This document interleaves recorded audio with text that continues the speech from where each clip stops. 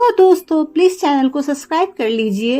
Hello दोस्तों, welcome back to another video. बिना किसी देरी के स्टार्ट करते हैं। लास्ट एपिसोड में हमने देखा था कि क्रिस्टोफर ने अनिका के साथ एक डील की थी। अगर अनिका आशीष डोगरा को उसकी जेब में रखी हुई दवाई दे देगी और उसकी तबीयत का ख्याल रखेगी तो क्रिस्टोफर अनिका को उसकी जिंदगी से जुड़े कोई भी 5 सवालों का जवाब देगा। क्रिस्टोफर का ये मैसेज इंस्पेक्टर अब्बास ने भी पढ़ लिया था, इसलिए अनिका इंस्पेक्टर अब्बास की ओर देखने लगती है, क्योंकि वो जानती थी कि वो अनिका को इस बात की परमिशन कभी नहीं देगी कि वो आशीष डोगरा को उसी के जेब में रखी हुई दवाई दे।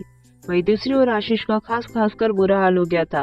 उसके मुंह से खून निकलने लगा था। आशीष की हालत और अनिका का मान, साथ ही साथ अपने फर्ज को ध्यान में रखते हुए इंस्पेक्टर अब्बास एक डिसीजन लेते। इंस्पेक्टर अब्बास आशीष की जेब से बरामद हुई दवाई को अनिका को देते हुए कहने लगते कि क्या तुम इस दवाई को इसी वक्त एग्जामिन करके मुझे बता सकती हो, क्या ये दवाई सेफ है। इसके बाद अनिका दवाई की बोतल खोलकर उसे सूंघने लगती है। साथ ही साथ अनिका उस दवाई की कुछ बूंदे अपनी जुबान पर रखकर उसे एग्जामिन करने लगती है। इंस्पेक्टर अब्बास अनिका को दवाई टेस्ट करने नहीं देना चाहते थे, क्योंकि ये भी पॉसिबल था कि ये दवाई ना होते हुए जहर हो। वो क्रिस्टोफर का दवाई को लेकर मैसेज एक सोची समझी चाल हो, इससे अनिका की जान को खतरा हो सकता था। मगर इसके पहले कि इंस्पेक्टर अब्बास अनिका को रोकते, अनिका दवाई जुबान पर रख चुकी थी। इंस्पेक्टर अब्बास परेशान होकर अनिका की ओर देखने लगे।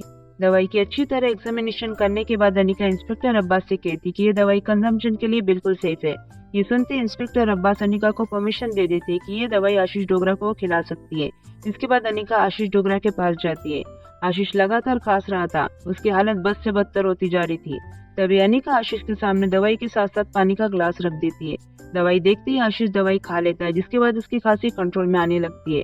इंस्पेक्टर अब्बास भी बुक पेन लेकर आशीष के सामने इंटरोगेशन के लिए बैठ जाते हैं। साथ ही साथ फोन में रिकॉर्डिंग स्टार्ट करते हुए आशीष से कहने लगते हैं कि तुम्हें क्रिस्टोफर के बारे में क्या पता है, क्या जानते हो तुम उसके बारे में। इस पर आशीष कहता है कि मेरा क्रिस्टोफर से कोई लेना देना नहीं है। ये सुनते इंस्पेक्टर अब्बास कहने लगते, मगर ये कैसे हो सकता है, जिस क्रिस्टोफर को किसी की जान की परवाह नहीं है वो तुम्हारी तबीयत की खैरियत के लिए रिक्वेस्ट करता है और तुम ही कह रहे हो कि तुम उसके बारे में कुछ नहीं जानते।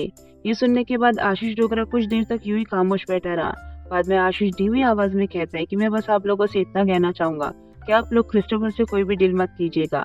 इंस्पेक्टर अब्बास कहते मगर अनिका ने तो उसके साथ डील कर ली है। ये बात सुनते आशीष अनिका की ओर परेशान होकर देखने लगता है। उसे अनिका की फिक्र होने लगी थी।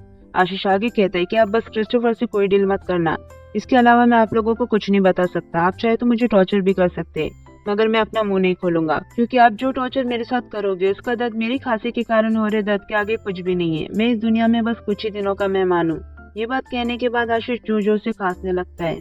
आशीष को बुरी तरीके से खांसता देख अनिका उसकी नस चेक करने लगती है। आशीष अनिका के हाथों से अपना हाथ छुड़ाते हुए कहने लगता है कि अगर मेरा इलाज हो सकता तो मैं पहले ही करवा लेता, अब कोई फायदा नहीं है। इस पर अनिका गुस्से से कहती है कि तुमने तो कहा था कि तुम अपना मुंह नहीं खोलोगे, फिर इतनी बड़बड़ क्यों किए जा रहे हो। इसके बाद अनिका ध्यान से आशीष की नस चेक करने लगती है। अनिका को ध्यान से एग्जामाइन करते देख आशीष टिश्यू पेपर से अपनी खांसी को रोक लेता है। जब अनिका अपनी आंखें खोलती है तब इंस्पेक्टर अब्बास अनिका से कहते हैं कि क्या हुआ इसे। दोस्तों, इंस्पेक्टर अब्बास बहुत अच्छे से जानते थे कि अनिका मॉडर्न मेडिसिन के एक्सपर्ट होने के साथ साथ आयुर्वेद की भी एक्सपर्ट थी, इसलिए अनिका ने नफ चेक करके ये पता लगा लिया होगा कि आशीष को क्या हुआ था।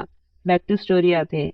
आशीष को अच्छी तरह एग्जामाइन करने के बाद अनिका परेशान होकर आशीष की ओर देखने लगती है और इंस्पेक्टर अब्बास से कहती है कि आशीष को लंग कैंसर है, वो भी लास्ट स्टेज पर। इस पर आशीष मुस्कुराते हुए कहता है कि मैं जानता हूँ कि इस दुनिया में मेरी बीमारी का कोई इलाज नहीं है। मुझे अफसोस सिर्फ इस बात का है कि आपकी कस्टडी में कुछ ही दिनों में एक और मौत हो जाएगी। इतना कहने के बाद आशीष की खांसी एक बार फिर से जोर पकड़ने लगती है।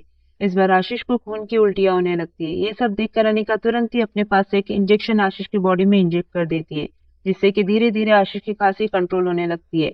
अनिका आगे इंस्पेक्टर अब्बास से कहती है कि हमें कुछ दिनों तक आशीष की डाइट का ख्याल रखना होगा और मैंने इसे नींद का इंजेक्शन दे दिया है। आशीष को इस वक्त आराम की जरूरत है, इसे आराम करने दिया जाए। तभी आशीष अनिका से कहता है कि मुझे तुमसे कुछ कहना है, इसलिए अनिका आशीष के पास जाती है। आशीष आगे कहता है कि कुछ राज को अगर राजी रहने दिया जाए तो अच्छा होगा। इतना कहने के बाद आशीष बेहोश हो जाता है। अनिका और इंस्पेक्टर अब्बास आशीष को आराम से सुलाने के बाद इंटरोगेशन रूम से बाहर आ जाते हैं। आशीष की बातों से अनिका गहरी सोच में डूब गई थी। उसके मन में कई सवाल उठने लगे थे, जिनका जवाब जानने के लिए उसे इंतजार नहीं हो रहा था। इसलिए अनिका क्रिस्टोफर को मैसेज करती कि मैंने तुम्हारे कहने के मुताबिक आशीष को दवाई दे दी है। अब वादे के मुताबिक तुम मुझे मेरे सवालों का जवाब दो। बताओ कि 6 साल पहले मैं प्रेग्नेंट कैसे हुई थी। लगभग 5 मिनट के बाद क्रिस्टोफर रिप्लाई करता है कि आज से 6 साल पहले तुम आर्टिफिशियल इंसेमिनेशन के जरिए प्रेग्नेंट हुई थी। दोस्तों, आर्टिफिशियल इंसेमिनेशन एक मेडिकल प्रोसीजर है जिसमें स्पर्म को डायरेक्टली फीमेल रिप्रोडक्टिव ट्रैक्ट में इंजेक्ट करके इंट्रोड्यूस किया जाता है और बिना किसी नेचुरल इंटरकोर्स के फीमेल प्रेग्नेंट हो जाती है। बैक टू स्टोरी आते हैं। क्रिस्टोफर का मैसेज पढ़ती अनिका गहरी सोच में डूब जाती है। 6 साल पहले अनिका काफी बीमार रहा करती थी। जब वो बेहोशी की हालत में गहरी नींद में सो गई थी, तब उस पर आर्टिफिशियल इंसेमिनेशन की प्रोसीजर परफॉर्म की गई होगी, तभी उसकी बॉडी के अंदर स्पर्म इंजेक्ट किया गया होगा। ये सब सोचकर अनिका बिल्कुल टूट गई थी। वो समझ नहीं पा रही थी कि उसकी जिंदगी इस हद तक कोई कैसे कंट्रोल कर रहा था। इंस्पेक्टर अब्बास भी अनिका की हालत देखकर हैरान रह गए थे। उन्होंने आज से पहले अनिका को इतना हारा हुआ कभी नहीं देखा था। अनिका बिना कुछ कहे अपनी ही सोच में स्पेशल डिपार्टमेंट से बाहर अपनी कार की ओर आगे बढ़ने लगी। अनिका की हालत देखकर इंस्पेक्टर अब्बास उसे सहारा देने जैसे ही आगे बढ़ने की कोशिश करने लगते, तभी उन्होंने देखा कि रोहित कार के पास अनिका का पहले से इंतजार कर रहा था। इसलिए इंस्पेक्टर अब्बास ने अपने कदम पीछे ले लिए। दोस्तों, इंस्पेक्टर अब्बास ने भी क्रिस्टोफर का मैसेज पढ़ा था, क्योंकि अनिका की क्रिस्टोफर से बातचीत उनके केस से रिलेटेड थी। उन्हें भी अनिका की प्रेगनेंसी की सच्चाई जानकर शॉक लग गया था, क्योंकि वो सोचते थे कि अनिका और रोहित का सालों पुराना रिश्ता था, जिसके चलते अनिका रोहित के 2 बच्चों की मां बनी थी। बैक टू स्टोरी आते हैं। अनिका इतनी गहरी सोच में डूब गई थी कि वो रोहित से जाकर टकरा गई। उसे इस बात का भी होश नहीं था कि वो जिस इंसान से टकराई थी वो रोहित था। वही रोहित अनिका के लिए कार का डोर खोलता है और ड्राइविंग सीट पर जाकर बैठ जाता है। अनिका भी कार में बैठ जाती है। अनिका को परेशान देखकर रोहित अनिका से कहते हैं कि क्या हुआ, तुम इतनी परेशान क्यों हो। जवाब में अनिका कहती कि मैं जान गई हूँ कि मैं 6 साल पहले प्रेग्नेंट कैसे हुई थी। ये बात सुनते ही रोहित ने कार के ब्रेक जोर से दबा दिए। रोहित भी अपनी लाइफ का ये सच जानना चाहता था, इसलिए वो अनिका से कहता है कि बताओ मुझे, 6 साल पहले तुम मेरे बच्चों की माँ कैसे बनी थी। इस पर अनिका कहती है कि आर्टिफिशियल इंसेमिनेशन के जरिए। ये बात सुनने के बाद रोहित फिर से ड्राइव करने लगता है। रोहित को नॉर्मल देखकर अनिका हैरानी से रोहित से कहती है कि तुम इतने नॉर्मल कैसे हो सकते हो। क्या तुम्हें इस बात से कोई फर्क नहीं पड़ता कि हमारी लाइफ को इतनी हद तक कंट्रोल कर रहा है। इसके जवाब में रोहित कहता है कि जिसने भी मुझे बेहोश कर कर मुझे टारगेट करने के लिए मेरी बॉडी से स्पर्म निकाला था, मैं उसको शुक्रगुजार हूँ। ये बात सुनती अनिका हैरानी से कहती है, तुम जानते भी हो ना तुम्हारी बॉडी से स्पर्म निकालने के लिए तुम्हारे साथ क्या क्या किया गया होगा। इन शॉर्ट हम इसे रेप का नाम दे सकते हैं। इस पर रोहित कहता है कि मुझे इन सब से कोई फर्क नहीं पड़ता, मैं बस इतना जानता हूँ कि ये सब हुआ, इसीलिए ही मुझे मेरी जिंदगी के 2 सबसे अनमोल तोहफे मिले, रिया और आर्यन। उन दोनों के साथ मुझे तुम मिल गई, मेरी जीने की वजह।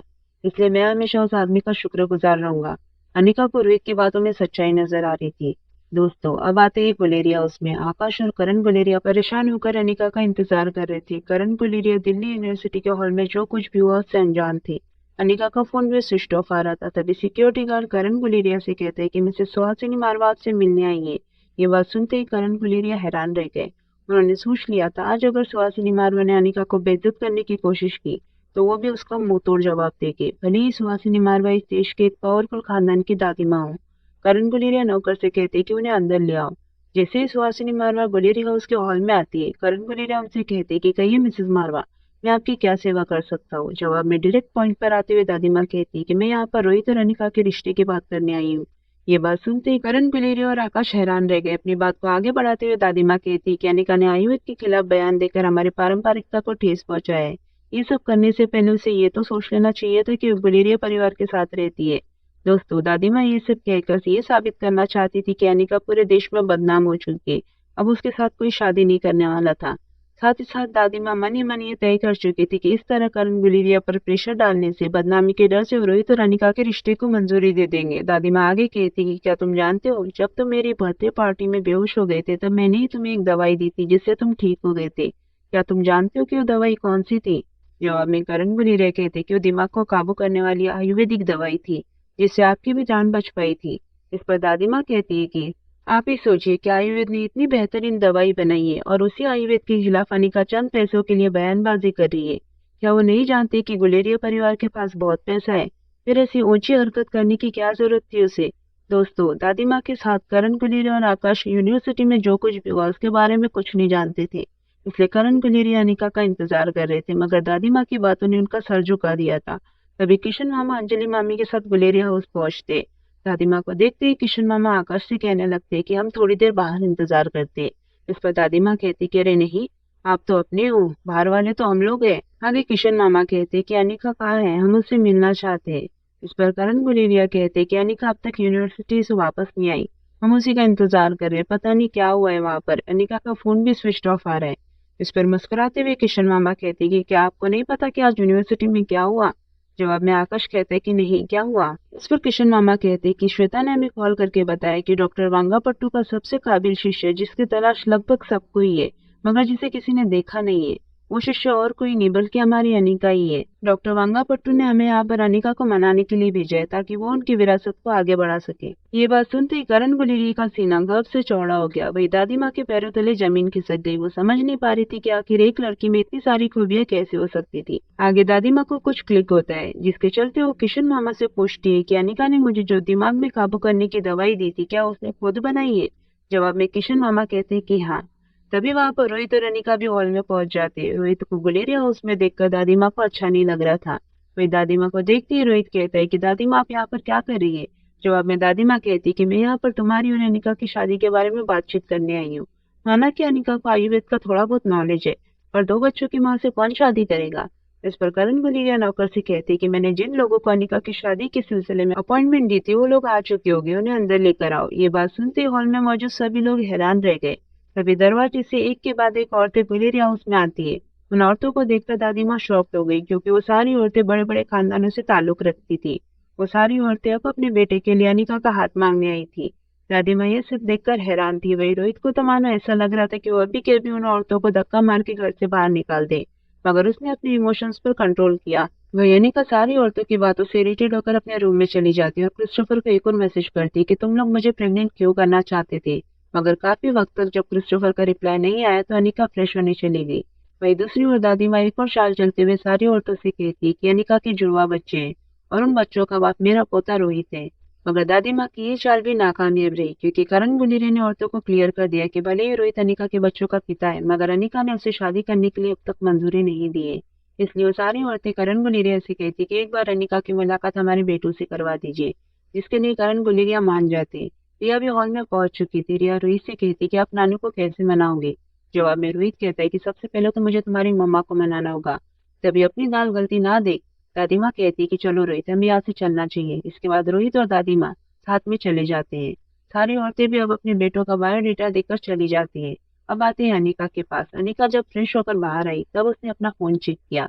तब उसने देखा कि रोहित का एक मैसेज आया था। रोहित ने लिखा था कि अब मेरी जिंदगी का एक ही मकसद है, तुमसे शादी करना। ये मैसेज पढ़ते ही अनिका के चेहरे पर मुस्कान आ गई। रोहित की आर्टिफिशियल इंसेमिनेशन के मामले पर जो सोच थी, कहीं ना कहीं अनिका को पसंद आने लगी थी।